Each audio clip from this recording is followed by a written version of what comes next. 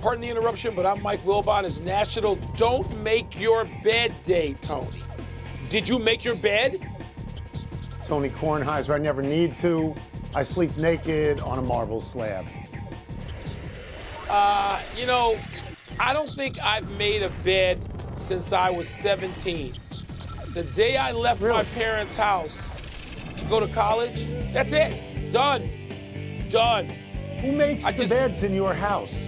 Well, you don't make the bed in your house? You don't make the bed in your house? Really? Not in 25 years, no.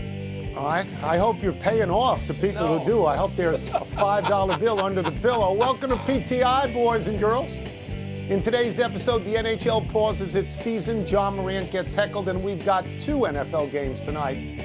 But we begin today with last night's NFL games. Las Vegas came back late to beat Cleveland 16-14, and Minnesota controlled Chicago fairly easily and beat the Bears 17-9, officially knocking the Bears out of any playoff possibility. Wilbon, what was your biggest takeaway from these games? Well, Tony, my biggest takeaway is going to involve the team that I have followed since I was 5 years old. And it was just that this is one of the embarrassing nights in the history of a proud franchise. Embarrassing. The team's performance, largely the coach and his performance. I'm not going to say his demeanor. The only thing I liked is when he got angry at the officials, because one of my takeaways was that they were putrid. The officiating crew that was out there should be fined and, suspended for a game, just not allowed to work. And it wasn't about any favoritism. They were just awful. So my takeaway involved that game, even though that game was insignificant relative probably to the other game. And the Cleveland Browns, they continue to just have moments, Tony, where every year somebody or lots of somebody's promised us they're going to get it together. They're going to be great. They're going to challenge Kansas City. They're going to be in the AFC title game. They're not in anything. So, the Browns, I'm not sure who's more forlorn. The Browns have never won a Super Bowl, never been in one. The Bears have been in 2 and won one. But the 2 teams on the lakes, man, they're just dreadful. And I don't know that the Raiders matter and the Vikings don't matter. These were 2 games that in the main to people other than their fan bases, to me, largely didn't matter. I agree with that. The games were, I didn't care about it. Cleveland I was interested in because they were so decimated by COVID. I wanted to see how they performed. I thought they were going to win the game. Yeah. I would question the decision to run the ball 3 times at the end of the game when Las Vegas doesn't have any timeouts. I know you're north of the 2-minute warning, so throw a pass. See if you can get a first down and run out the clock. But I'm going to give credit to the Raiders. I'll give credit to Derek Carr for getting them in field goal position. I'll give credit to the kicker who twice nailed a 48-yarder. He did. The second one was even straighter than the first one. I agree with you about the Browns. You know what strikes me all the time? Every single time, Mike, that I watch the Cleveland Browns and I watch the Baltimore Ravens, they lose. Most of the time, when I watch Cincinnati and Pittsburgh, they lose. Cincinnati. And yet that division is the best cumulative record in all of football. Yeah, every team is at least at 500. So I'm wondering, when do they win and where am I? Where am I? I thought Nagy became unhinged. My only other, because I think he knows he's going to be fired. I think he knows he's playing out the string. Tony, I think my he's only so other naive. comment. I think he doesn't know. Really? I think he doesn't. Kirk Cousins had a terrible night. A terrible night, and they won. Yeah, he was bad. 87 yards passing on 24 attempts. He was bad. When he has a great night, they lose. His career starts, Mike, 58-2. Rock solid 500, and they paid him $40 million. Let me just say just one more postscript on Nagy, Tony. I felt bad for him for the first time last night. The first time I felt bad. And I said to Matthew, my son, I said, I feel bad. He is desperate. He is just reaching for, like a man in a sea, reaching for a lifeline. He's reaching here because he knows it's bad. And he's trying to save his job tonight, even though he can't save his job even with that franchise, with a family that won't fire anybody during the season. He can't. And I felt sort of bad because I could see the desperation. And I sort of admired that. He fought for his team last night. And it was a pathetic. I went to the Bulls quickly. I went to a Bulls game quickly. And I kept the Bears on. But a lot of us here, Tony. It's very interesting that you feel sorry for Nagy because you've been killing him all year and last year, too. So it's interesting. No, I've been killing him for 3 years. Let's be thorough on that. 3 years. Okay, 3 years. Sorry. The National Hockey League will pause its season after tonight's game. The league has already had to postpone 50 games due to the latest COVID outbreaks and currently plans to pick things back up on December 27th. The NBA's Christmas matchups will already be missing Giannis, Trae Young, Kevin Durant, James Harden, to name a few stars, due to COVID. Adam Silver told NBA Today this afternoon that it seems like the right and responsible thing is to continue to play Saturday. But Tony, could you see the NBA still following hockey's lead and suspending play on its marquee regular season day? No, my short answer is no. This is in essence, every Christmas is in essence the launch of the NBA season. It is the biggest day they have until the playoffs begin. And so they're not going to do it. The NHL is in a different circumstance, Mike. They don't have a Christmas day that matters. If you ask me to analogize the NBA's Christmas to the NHL, it's the Winter Classic. That's something they would not want to postpone because that gets a lot of eyeballs as well. Right. And by the way, with the reports that they're going to get out of the Olympics within the next 24 hours, they have a 2 to 3 week break period where they can push these games. So it's not the same circumstance. Let's talk about the NBA on Christmas Day, because as you say, they're missing a tremendous amount of star power to such a degree that they've been hit hard by COVID that they're now filling up their rosters with G League players. So it's going to be a G League Christmas. But I don't see that there's any way out. Not only that, it's on a Saturday. It's going to bump up against the NFL, which is just a ratings disaster. Two games but on this Saturday is what the NBA does. Christmas Day, no matter what happens, I cannot see them canceling Christmas Day. Can you? Yeah, I could. Really? I don't see it now. But Tony, I told you, we've been talking about this back and forth. The NBA's Christmas Day is not incidental in my household, okay? Because that day, to some extent, has helped pay for my household. Because I'm on that broadcast often, a lot of years. I never saw my son until he was 7 years old on Christmas Day. Because I wasn't home on Christmas Day, and I ain't going to be home this one in terms of the planning. It's in New York, we'll be in the studio. And Tony, I could see them having to cancel. I mean, suppose a couple of teams get completely wiped out. There have been games canceled in the NBA. The Chicago Bulls had 2 games canceled, didn't play for 8 days, Not Christmas Day.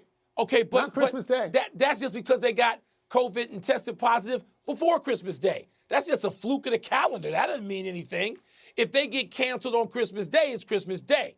It ain't like they're going to step in and say, go ahead, cough your brains out, play on Christmas Day. That's not going to happen. So I think they'll move. What? I just don't think they're going to do it.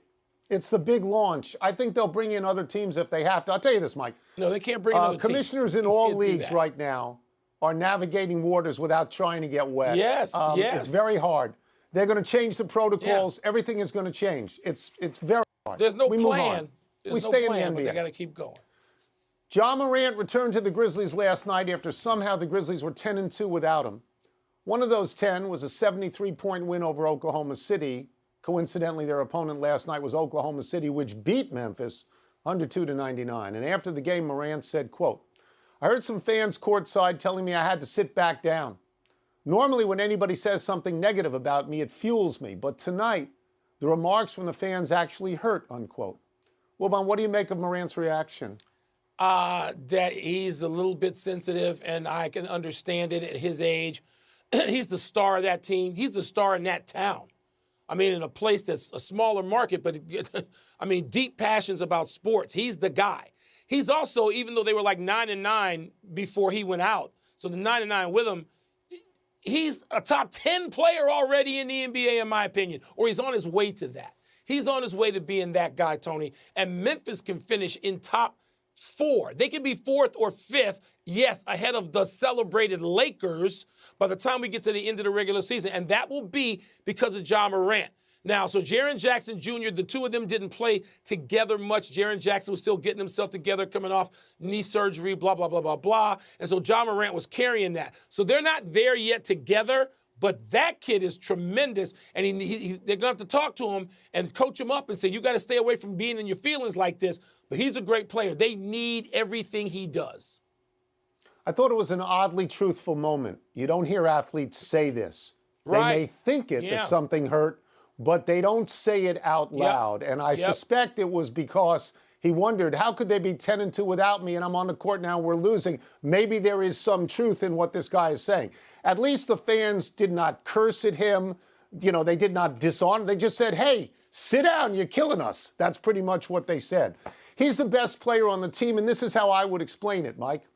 He's been out for a couple of weeks, 12 games. 12 games, You learn to play with who you learn to play with.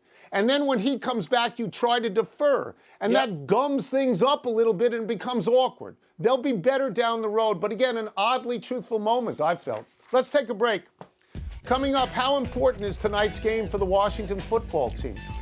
And what would it mean if Tony's Rams lost tonight to the Seahawks? They're not losing. Yeah, because I'm back on them. I'm back on them. I But can't if they even lose watch tonight, those games. I'm off. You got to have Sunday ticket to watch those games. Pardon the Interruption is presented by Truly Hard Seltzer. Live Truly. It is time for our final What's the Word contest of the year, unless the producers get lazy and we play it again tomorrow. What's first? Tonight is a blank game for the Washington football team. It's a revitalizing game if they win. They are 6-7. Philadelphia is 6-7. If Philadelphia wins, they're still on the outside on the playoffs because they lose a tiebreaker to Minnesota. But if Washington wins, they are in the final wild card situation. I understand there's 3 games to go and nothing is definitive, but at least they'd be able to sit there and say, hey, we won this game. We're in the playoffs now. They've been hit very hard by COVID. It's over 20 people who are missing to the team. The top 2 quarterbacks are missing to the team. A bunch of coaches are missing to the team. If you go on the road and you win that game, that's a good deal. They've got, look, it's not going to necessarily mean that they're in the playoffs. Their next 3 games are also in division. They got Dallas, they got Philadelphia again, and they've got the Giants. But a win for them tonight, to me, would be revitalizing.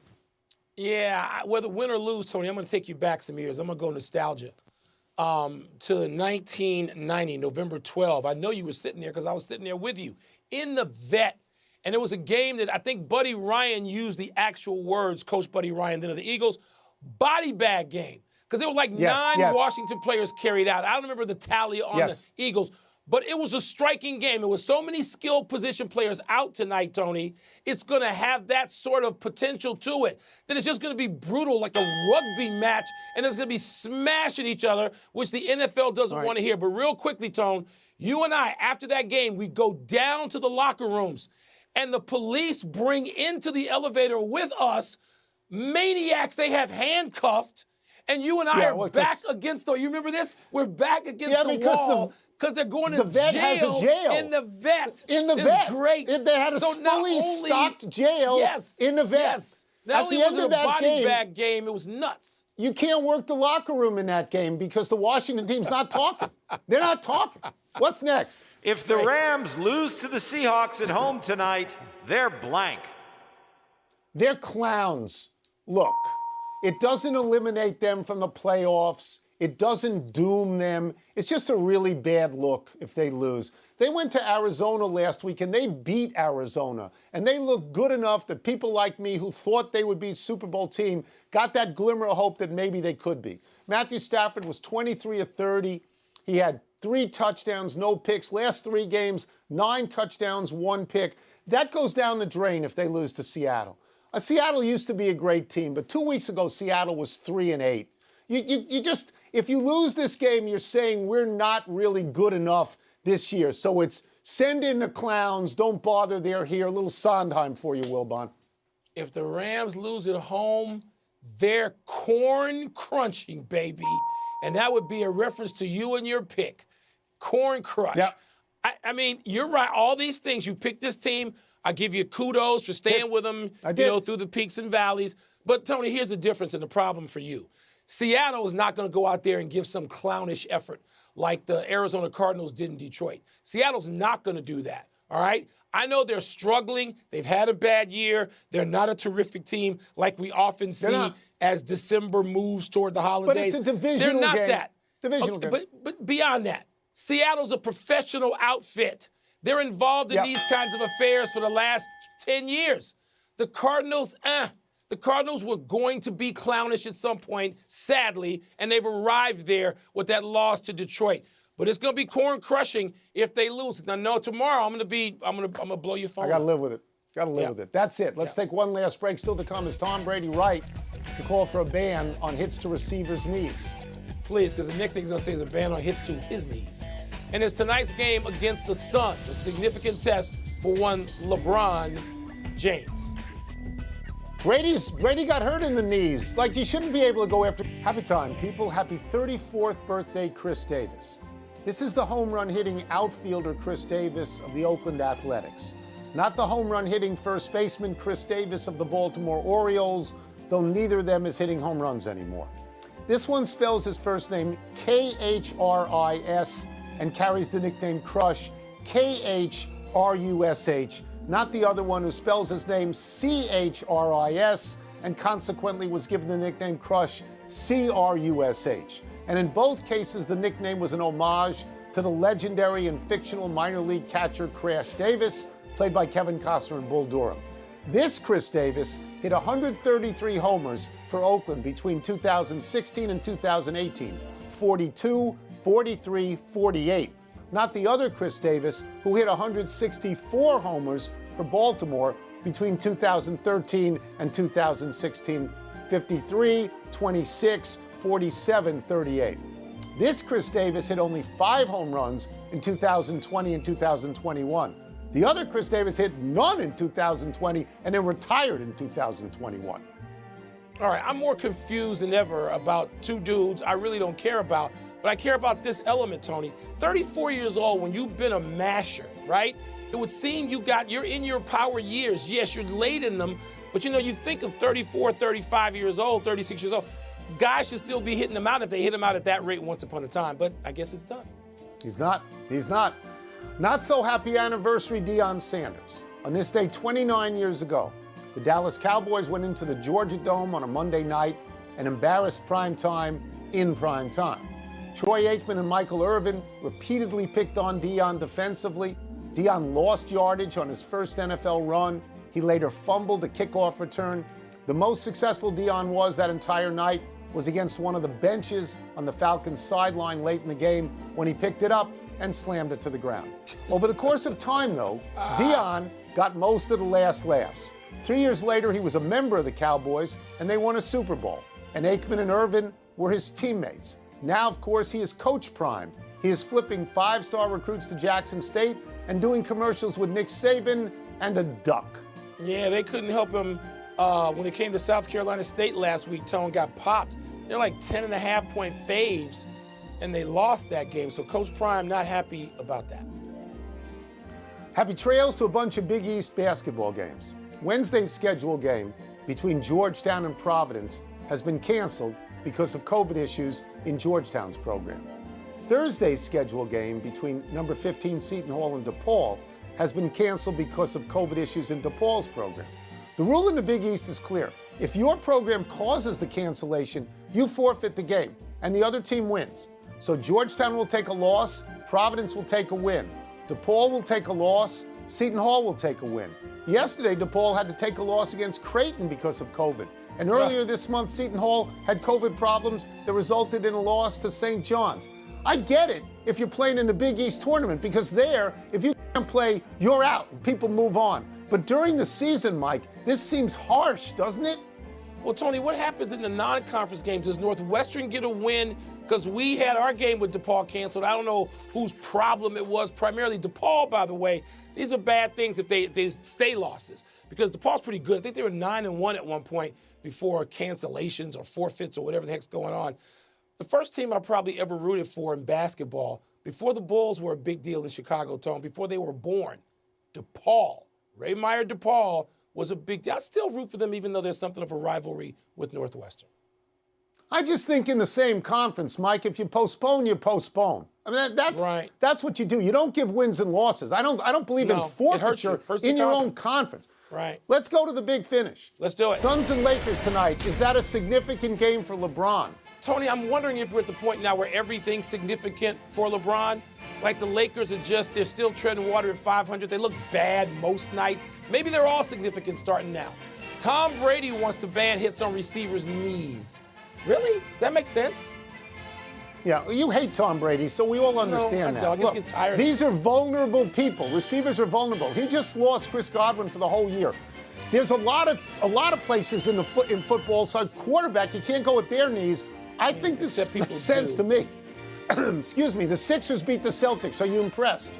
I was impressed with Joel Embiid, 41, 10, and 5. He was really good. He won that game last night. Tropical Smoothie Cafe Frisco Bowl tonight. UTSA and San Diego State. Who you got? I don't know about either of these teams. The Tropical Smoothie Bowl is new to me. I thought when it said Frisco,